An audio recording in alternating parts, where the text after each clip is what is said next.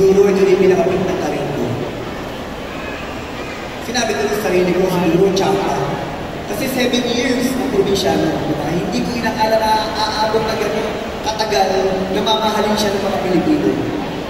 Pakiramdam ko ito na yung pinaka-tugatog ng karir ko sa buhay ko. At na-achieve ko na lahat ng gusto kong ma-achieve at mangyari. Hindi ko inakala na pumasok ang Batang Quiapo. At naramdaman ko na mas mataas ang ratings ng Batang Quiapo compare sa probinsyano. At ngayon makatapos po ang 2025 na napakaraming mga proyekto na pumapasok sa akin na meron po akong 4 na pelikulang gagawin at meron din po akong mga series na gagawin. Sabi ko sa sarili ko, akala ko natapos na ako, akala ko nagawa ko na lahat. Ngayon ko naramdaman sa sarili ko, nung nangyari ang probinsyano, yun pa lang po pala ang start ng career ko. Kasi ngayon papasok ang 2026. Ngayon papasok po ang 2026.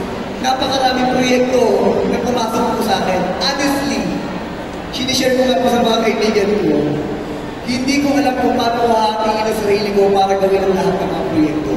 Pero sabi ko sa sarili ko, kilala ko, at alam ko kung saan ako nagsimula, wala akong inaatrasan na laban. Kung ibinigay sa akin ito ng Diyos, at alam ko may dahilan kung ba't ibinigay sa akin ang lahat ng mga blessing na lahat ng mga proyekto ko, alam ko na kakayanin mo ito.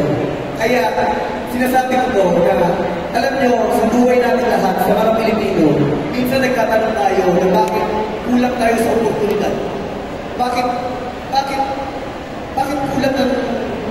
kulang ang support na natatanggap natin para mapakita natin ang talento natin. Lahat ng mga katanong na dyan, pinanong ko rin yan sa sarili ko yung araw. Kasi dati ang hinahanap ko lang po, laging oportunidad, trabaho, basta mabigyan ako ng trabaho, nagulang ng trabaho, pero laging wala, laging kulang. Magtatrabaho ako, mag-waiter ako, 6 months, endo. Nag-tricycle driver ako, sira yung tricycle. Nag-janitor ako, na-endo rin ako. Nag-dishwasher ako, na-endo rin ako.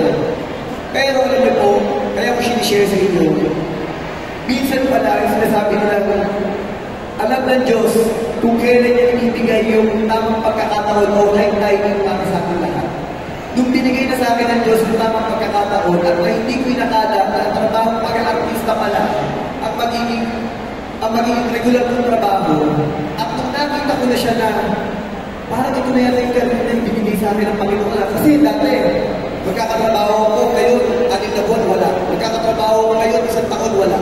Nung naramdaman ko lang na nagdadire-diretso na yung trabaho ko, sabi ko, ito na yung karir, ito na yung trabaho. Kaya ang ginawa ko po, pinagbuti yung trabaho ko. Kaya hindi lang bilang artista, hanggang sa natutunan ko na maging scriptwriter, hanggang naging director na ako, at ngayon nagpo-produce na ako ng mga pelikula at ng mga show ko. Sabi ko nga, huwag sana mawawala ng pag-asa ang mga Pilipino. Kasi po, right timing, sipag, at tumalong tayo sa oportunidad at kapaluman yung pinibigay natin sa harapan sa atin. Alam niyo po, nung nagtrabaho po ako sa Canada bilang janitor, ang mga Pilipino ang gusto nilang mga trabaho. Bakit? Napakasisipag natin. Hindi tayo marilabo at napakatalino natin. Lagi ko pinagsasabi, tayo ko pinagyayabang, napakatalento ng mga Pilipino. Kahit kung lumalaban kami sa festival abroad yung araw, kahit napakalit na budget ng pelikula namin, nagugulat kami bakit tayo ang nananalo. Kulang lang tayo sa suporta. Kung mabibigyan lang tayo ng tamang suporta, lahat ng Pilipino naniniwala ako magiging successful. Kagaya mo rin nangyari sa buhay ko.